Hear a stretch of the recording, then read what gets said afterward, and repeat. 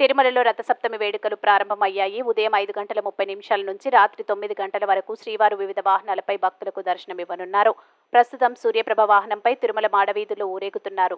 మలయప్ప స్వామి మొత్తం 7 వాహనాలపై భక్తులు దర్శనమిస్తున్నారు. మలయప్ప స్వామి తెల్లవారుజామున 5:30 నుంచి 8 గంటల వరకు సూర్యప్రభ వాహనం, ఉదయం 9 నుంచి 10 గంటల వరకు చిన్న శేష వాహనం, ఉదయం 11 నుంచి మధ్యాహ్నం 12 గంటల వరకు గరుడ వాహన సేవ, మధ్యాహ్నం 1 గంట నుంచి 2 గంటల వరకు హనుమంత వాహన సేవ, మధ్యాహ్నం 2 గంటల నుంచి 3 గంటల వరకు చక్ర స్నానం, సాయంత్రం 4 నుంచి 5 గంటల వరకు కల్పవృక్ష వాహన సేవ, సాయంత్రం 6 నుంచి 7 గంటల వరకు సర్వ భూపాల వాహన సేవ, రాత్రి 8 నుంచి 9 గంటల వరకు చంద్రప్రభ వాహనంపై భక్తులకు దర్శనమివ్వనున్నారు శ్రీవారు.